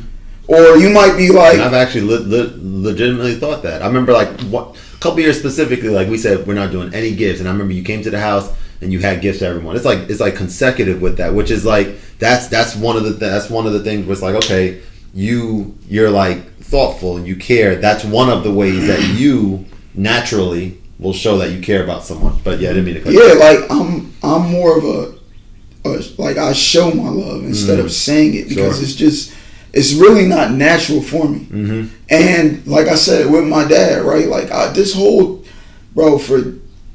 up until the year he died, I really thought like he didn't really love me or my brothers or my mom or nothing like that. This man passed away. The house is paid off. He got my mom's car paid off. He left my mom money. Like, you know what I mean? He left things in place for me and my brothers. Like, and I'm sitting here like, you can't do that unless like, bro, I literally curse each other out. Like I was telling T, me and my dad got into a fight one time when I'm starting to play football and I got my weight up or whatever, and you know what I mean? I got up under them wings and like he felt me for a minute, like, you know what I mean? Oh, that little nigga got some strap to him. You know what I mean? I kind of pushed him into the wall and everything. Wow. Right then and there, he had all the right to be like, you're cut off. Like I moved out at 17 and a half. You know what I'm saying? I moved out the house because I didn't want to deal with him. We're arguing, cursing about like, I'll come to see my mom and I park in the driveway. Don't park in my driveway. You know what I'm saying? Like arguments like that to this man still leaving some of his possessions behind for me. So like you can't do those things without love. Nothing's forcing you to do that. Sure. Yep. You get what I'm saying? So like I respect that, and when it comes down to me, I'm trying to be better than that though. You know what I mean? Like, and I'm getting better with it. I'm telling you, I'm getting better with it because like, you know, I'd put my girl in a headlock by now. Like, you know what I'm saying? Because she'd be mad I'm telling you this, but this is a quick story, right? Don't get in trouble now. No. Take a deep breath. I hope she doesn't get mad. Think about this. It's actually more embarrassing for me. All right, there we go. Well, then please do. So I forgot what happened. She was like telling me like, I think something happened with you know, one of the kids, and like a discipline thing, and I was like over there like helping and stepping in like the stepdad role, like said my piece and whatever the case may be. And we went back in the room and she's like, thank you, babe. Like, I just want to say thank you for being amazing stepdad, man, and all this. And I'm like, man, stop playing, like. And I'm mocking her, thank you, this, that, and the third. So she keeps going in. Yeah, she keeps going in, like, thanking me and, like, this, that, and the third. And, bro, like, I didn't know how to react. So, like, I tackled her. Did you have I, like, speared her on the head. I just had to stop it. It was, like, great form. Yeah. Like, head on the outside, wrap, roll, like... And she was like, she got so mad. You were backed into a corner. You didn't have any other reaction except this. I had to stop it. It was just too much. Like, wow. Okay. It was like love overload. Like love overload. Do something. Hit the switch. And I like Goldberg her. Like, like playing around, but like. She was like, yo, are you serious? Like, what's wrong with you? Read the room, man. Like, yo, I'm trying to tell you I love you and this is what you do. Like, like my love. And she got really, she got so mad. Like, she wasn't talking to me for a while and everything. Because for her, probably understand, like, how am I supposed to show him love? I'm giving him love. He's not accepting or receiving my love. Or he's, like, either neglecting it, one of the two. Right. Either I'm giving him love and he doesn't want it, or I'm giving him love and he doesn't know how to take it. But now, what does that mean for me? Yeah. So, like, I had to like, apologize. Exactly. I had to really apologize, and I had to take a moment to myself. Like, I went in the bathroom, like, talking to myself in the mirror, like, yo, bro, man the F up. Yeah. Because right now you acting like a little B. You know what I'm saying? So what that your dad never showed you love? So what? Like, you got all this trauma. You think you're the only one? Yeah. Like, stop acting like you're in this ish alone and man the hell up. Yeah, word. Stop making excuses and be better. You say you want to be better. So I just turned into my own coach. And from that point on, I was like, yo, you know what? I don't care if I'm fucking shaking or sweating because I'm scared of, like, receiving love. I don't care if people look at me like it's weird because my girl wants to kiss me in front of people. And I don't care that, like, you know what I'm saying? Like, I'm here and these aren't my biological kids, but I'm stepping in and people might be thinking, I don't care about none of that anymore. Like, I just gotta let go of it. And that was the hardest thing for me. You know what I'm saying? So but yeah, man, I mean, I think like that, you know, like all of us coming from different backgrounds, and it's almost like a weight off my shoulders when you started speaking about it was hard for you to let Jessica in. It's like you would expect it to be perfect or ideal, like you just described, bro. You were talking about like how what things seem aren't always exactly what they are. There's issues, there's challenges, all that stuff that's just across the board, and it's important for us to be constantly reminded of not comparing, which is hard to do in the world age of social media and stuff. Extremely hard to do. Actually, people say they want to be famous so bad, but could you handle being famous, bro? Could you, like, people want to be famous, but you know what? Famous people, like LeBron James, he can't go to the mall right now. He would probably love to be able to do something and be anonymous or just for a day. Just go to the mall or go up the street and get food. He has to worry about who's coming to give him his DoorDash, or he has to get somebody to go get his food. Like all the things that we exactly. That's what I'm saying. Like, could you live like that? Could you live like coming into a barbershop and having a million people out there taking pictures, and on your rough day where you really don't want to be bothered, you got people in here like this? Well, so here's the deal with that. I think it's so important for us thinking about whatever our goals are, anyone watching, like whatever we want to work towards, whether it's fame, whether it's a lot of money, whether it's notoriety, which I guess is fame, or whatever that thing is. It's like we should be thinking like the question we all had earlier, like what's like the most important thing to us? Family, impact. We all, you know, it was like kind of like all kind of like molded in together, right? Like when you like I'm thinking about like all right, I make YouTube videos, right? So I have an opportunity now to get access to any piece of music gear that I want from this website. They like my channel, they want to support me. It's like no strings attached. It's like incredible when I found out I can test that out, I can get that sent, all this stuff. And it was an amazing thing. I'm like, wow, there's nothing that's going to stop me from just going crazy now on YouTube. I'm going to get all these devices little by little. I'll make videos on them. But what happened, like a year since that, it's been nice, it's been cool. I get access to stuff, dope. But it was overwhelming in a way. I mean, not in a way. It was overwhelming. Period. I got like 6 pieces of things all in the studio. I'm like, all right, well, which one am I? It was like analysis paralysis kind of thing, right?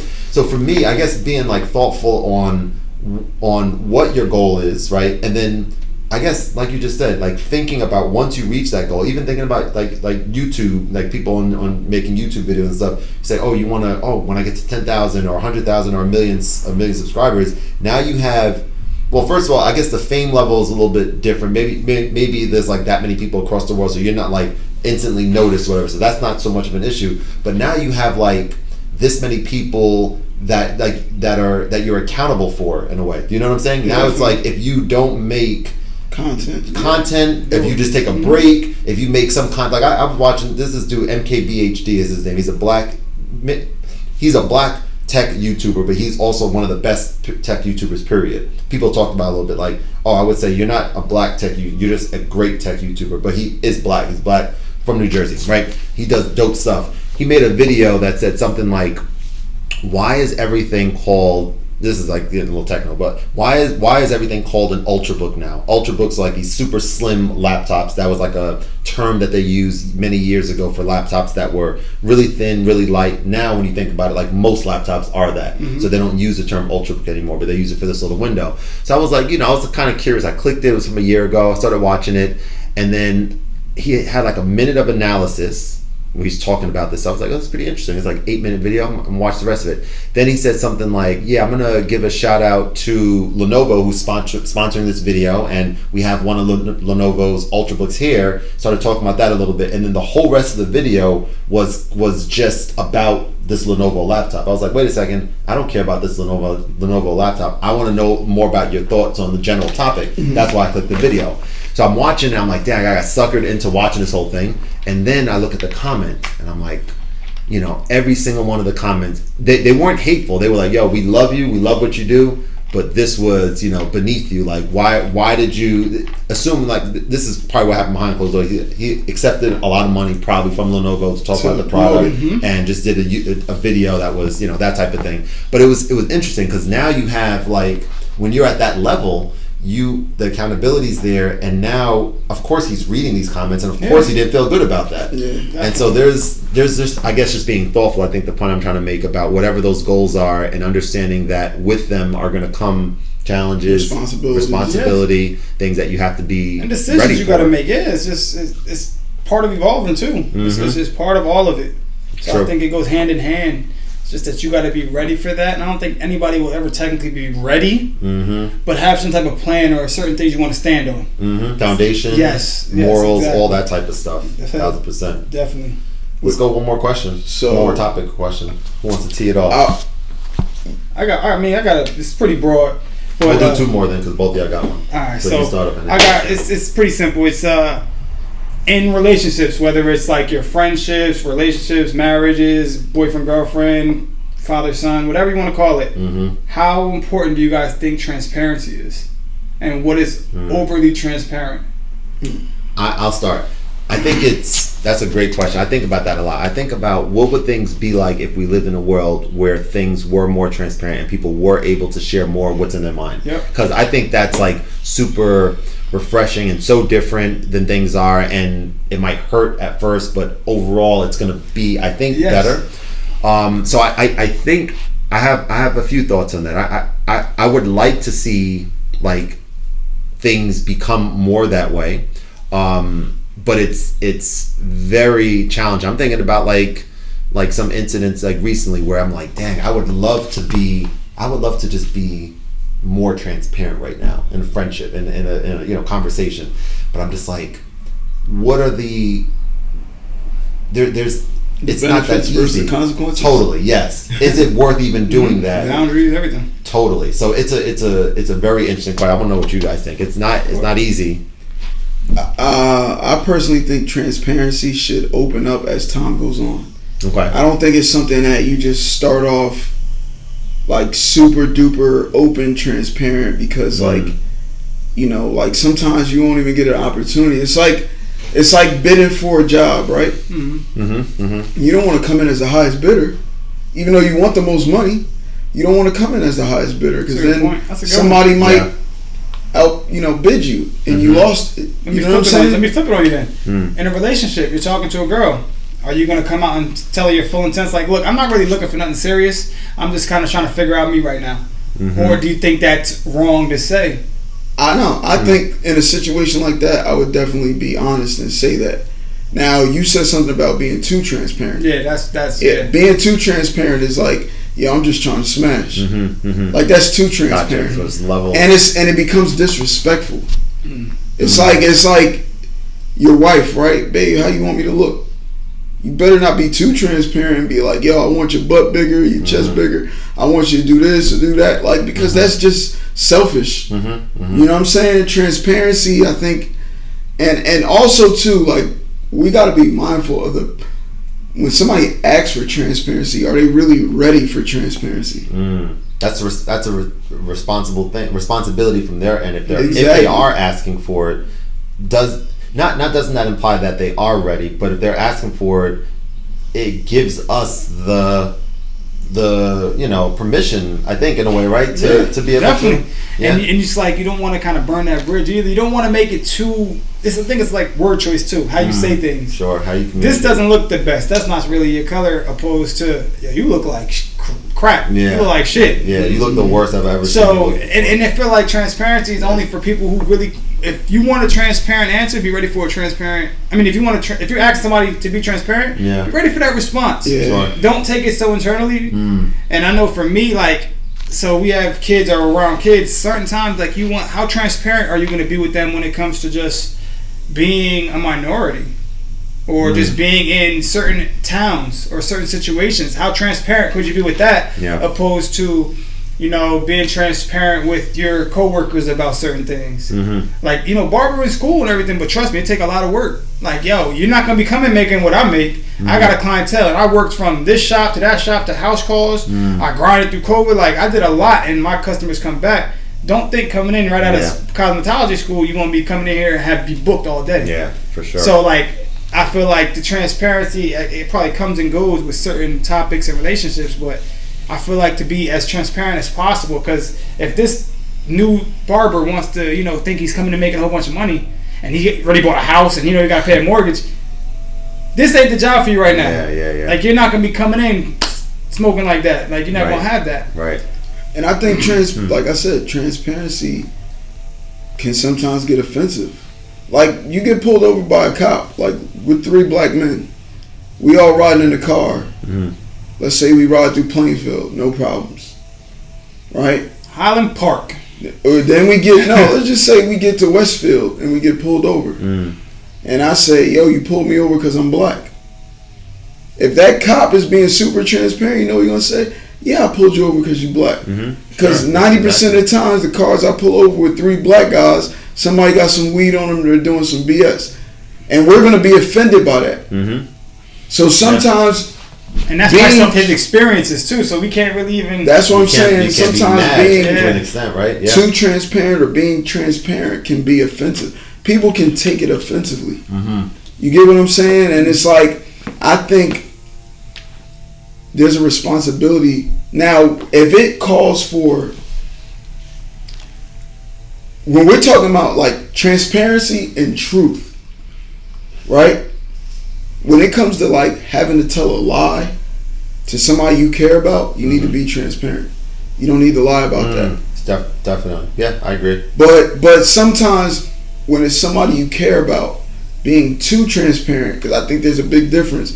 Being too transparent, sometimes you might got to take the L and just be like, it's not worth it, because this can go down to the wrong hole. You know what I mean? And they start to trigger. So like, you could say something like you said, they want to know the truth, but you tell them the truth, and now they're on they get defensive, and now they throw a shot back at you that you didn't even. I want you to be transparent. Yeah, I didn't ask. Hold up. Yeah, I didn't ask. And now they start taking shots at you, and naturally you're gonna get offended by it. Like, yo, you asked me to, and then naturally, like you said, you go down that hole, and it's just like It started with you asking me a question. I gave you an honest answer. Yeah, and you shot something right back at me. I didn't even want it. Well, remind me on episode 2 when we do this. Cause I got it's a story that I'm a whole little teaser for next time. It's the way y'all talking right now, yeah, it is like that type of experience just now with the transparency and just hold that thought. Let's check this real quick.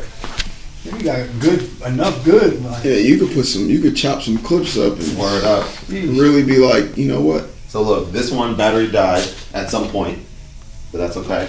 We're all backed up. I figured that was gonna happen at some point. So let's do this. I'm gonna move this over, okay, and we'll do like the last.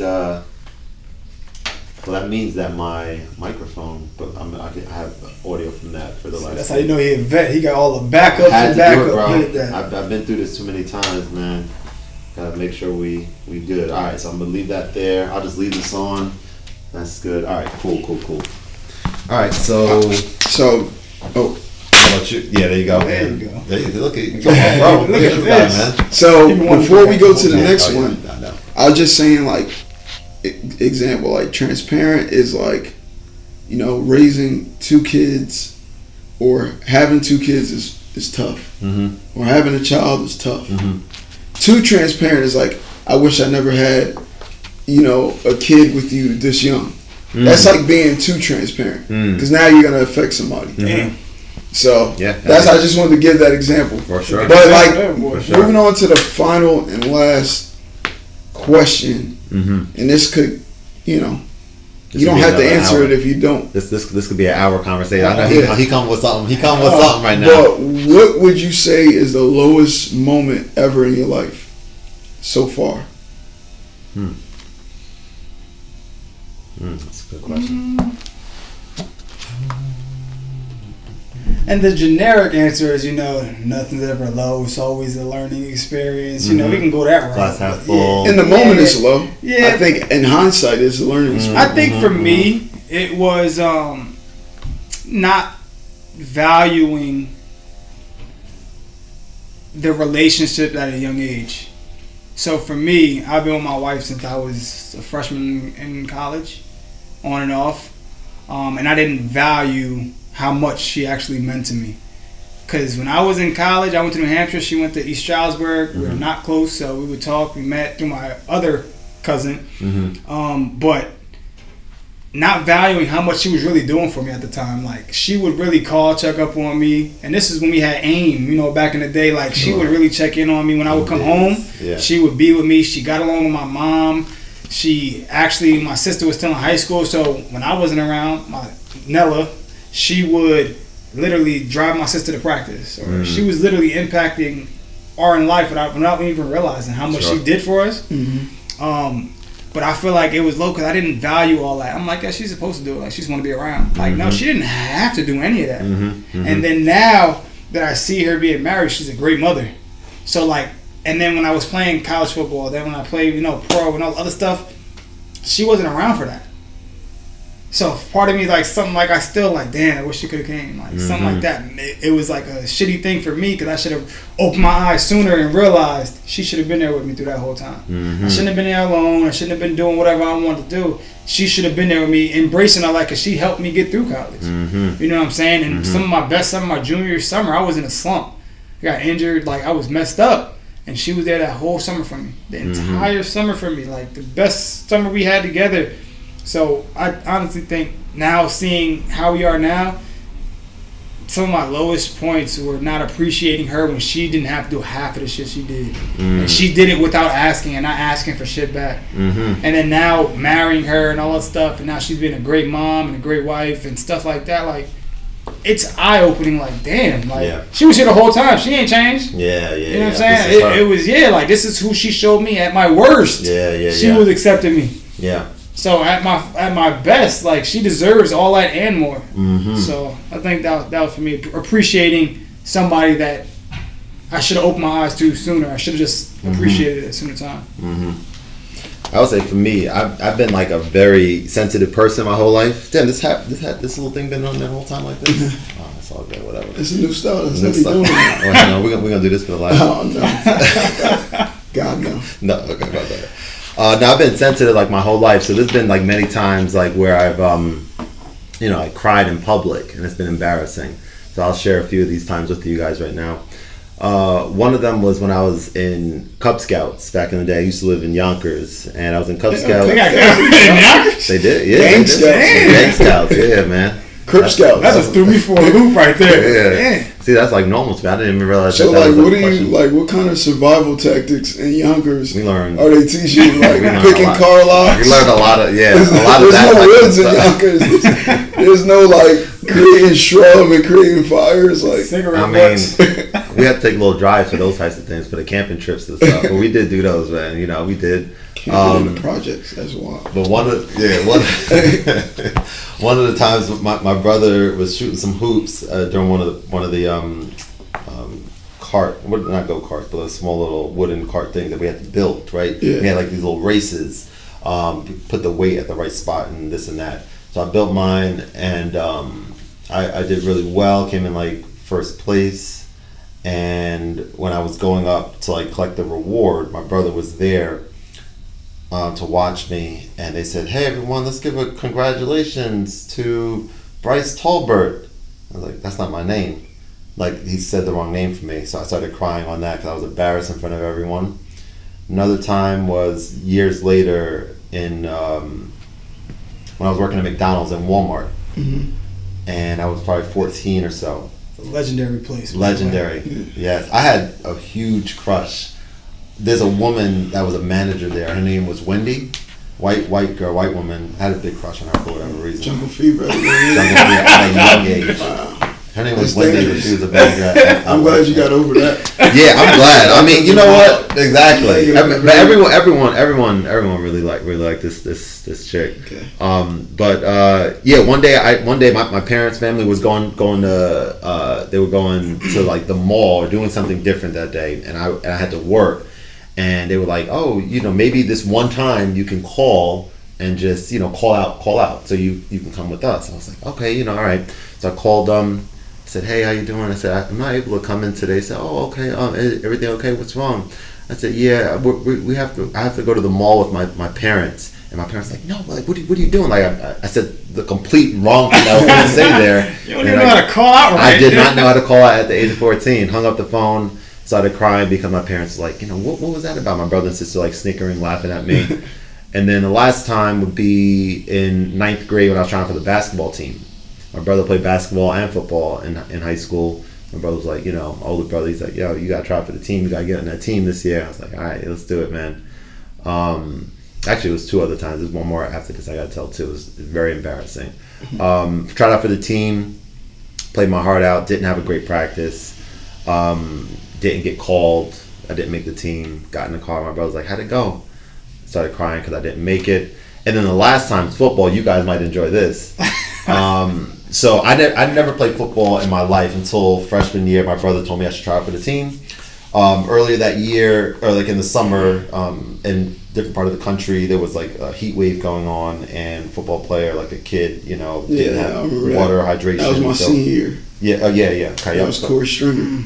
Oh, is that right? You were in 8th grade, I think so. Yeah. Corey Stringer, not. He played for the Vikings. He died of heat exhaustion. And they changed the rules. Okay, yeah. So there you practice. go. There you go. Yep, exactly. So my mom was like, "Kevin, you're going out there, you make sure you have water on you." I'm like, "Okay, I got you, Mom."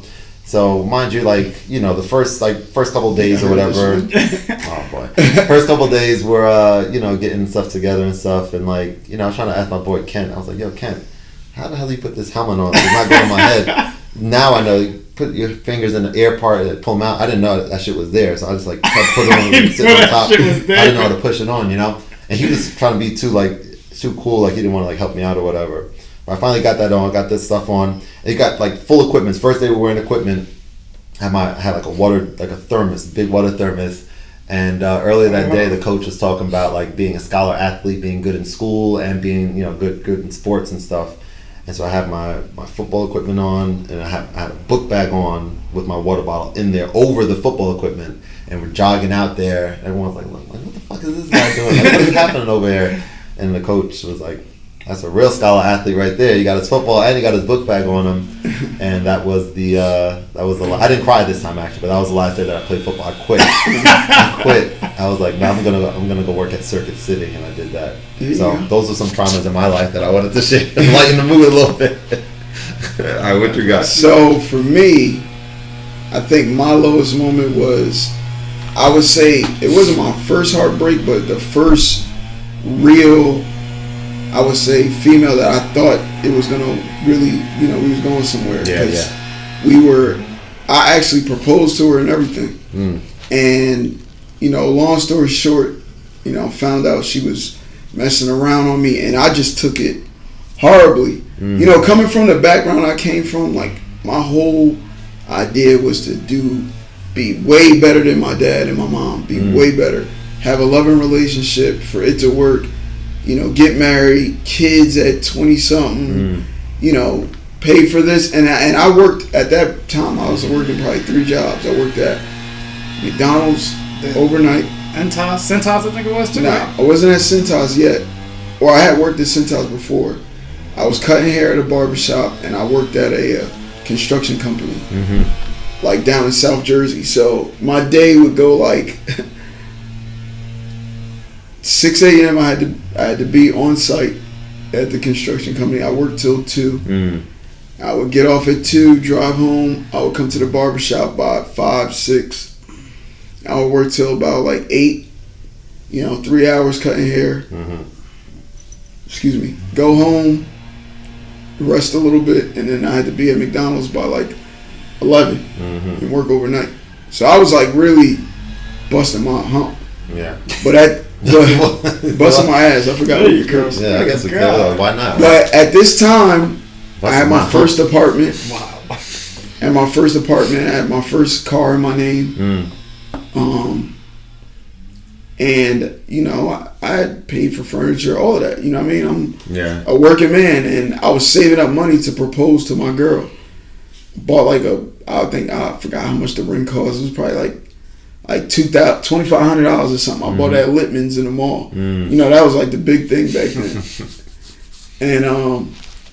And I remember like proposing to her, thinking like, this is gonna work. This is gonna be the thing. Like, I'm gonna be the first out of my brothers to get married.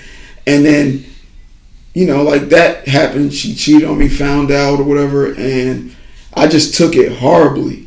I mean, like I went into like a crazy drinking spiral. I mean, I was like drinking like crazy. I mean, like I don't even know how I survived. Like, I probably, in that 1.5 to 2 year span, I probably had at least, I either pulled over or car accident more than 10 or 11 times.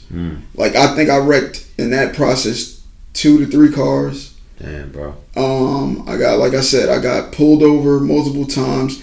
Never got a DUI. But like, the very, like, I was just in a bad place. You know what I mean? Like, mad, like aggressive toward everybody. Like, I put everybody on the bubble on the outside. I didn't trust nobody. Maybe like T and maybe like 2 of my other friends, the only people I trusted. Like, treating every other girl that tried to talk to me, just treating them like crap. Like, never giving them a real opportunity. All women are this, like, trying to take advantage of them. And I had the last thing that woke me up is I had an accident in, I think it was 2000 and I don't even remember. It might have been 2010. I had the accident, or 2011. I had an accident, drinking and driving, coming from a party, just getting so drunk. I was just, and before I get into that, like, I was known, I knew it was bad because I was just known as, everybody had like, yo, remember that time when you was drunk? And when people keep telling you that, you start to realize like, yo, I'm the drunk ass at every party. And so everybody's story with me was like, yo, remember that time you was drunk and you was wild and you tried to fight or you tried to this? And I had that accident, and it was on whatever, I forgot that, Metler's Lane or whatever it was. And a truck like was trying to get on 287. And because I was like impaired from being drunk.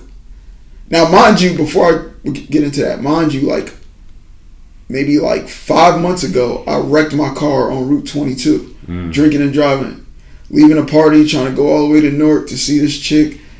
Drove right, fell asleep, drove into the guardrail, wrecked my car, lied about it, had my friend pick me up, hopped out the car, lied about it, said my car was stolen.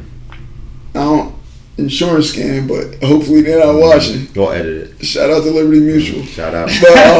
But then like I said, 5 months later, I'm leaving this party, my friend's house. He had just opened up a barbershop. He had a party.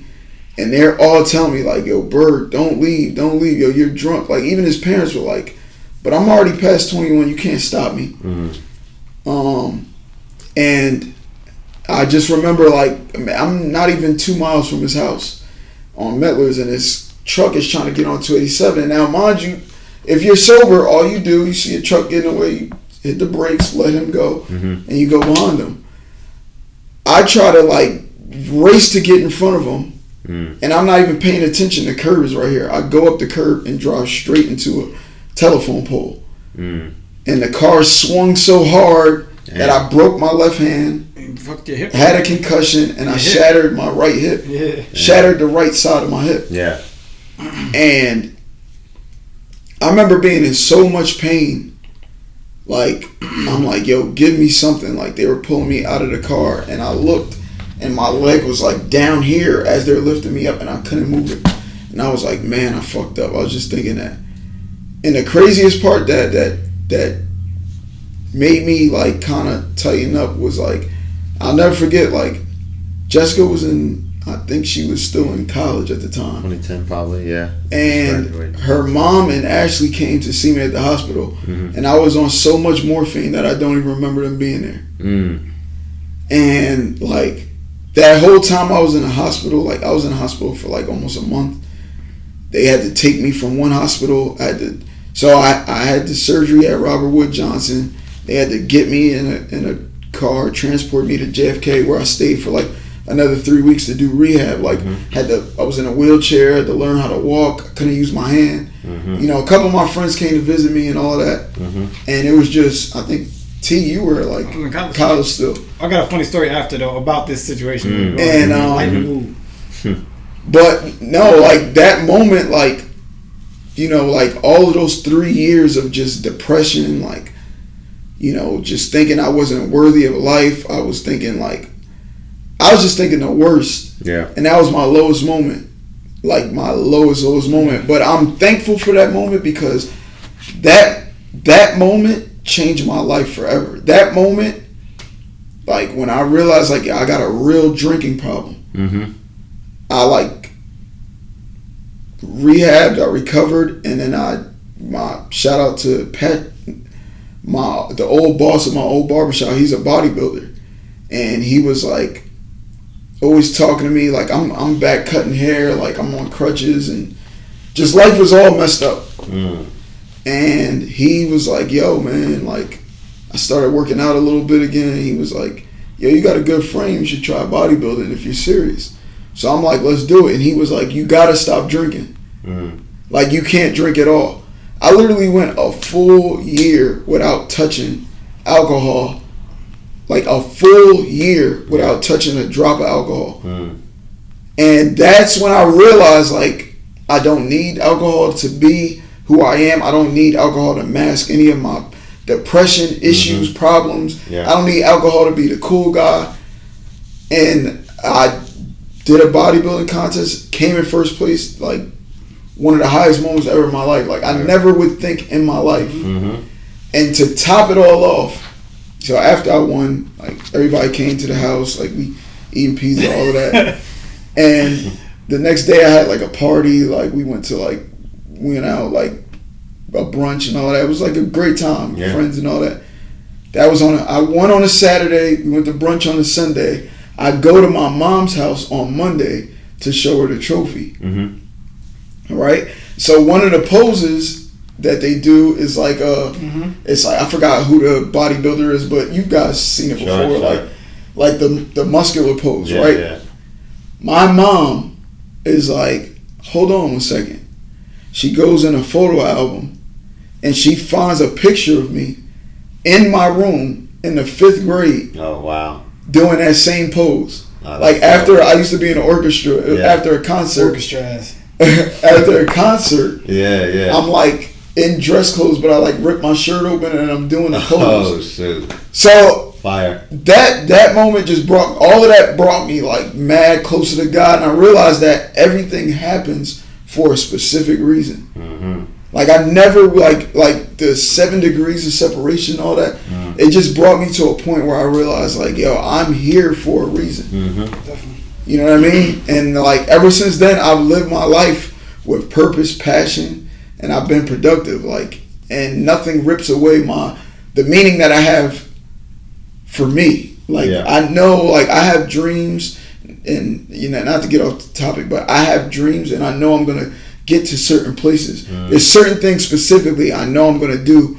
in this world, and I've spoken to T about it. You know what I mean? I've spoken to you about it, and they're happening. They just don't happen when I necessarily would like them to happen. Like if it was up to me, everything would happen before I'm even 40. But I know they're gonna happen, and that moment coming 360 with the pose and then seeing that just lets me know like it's been in my cards. That's wild.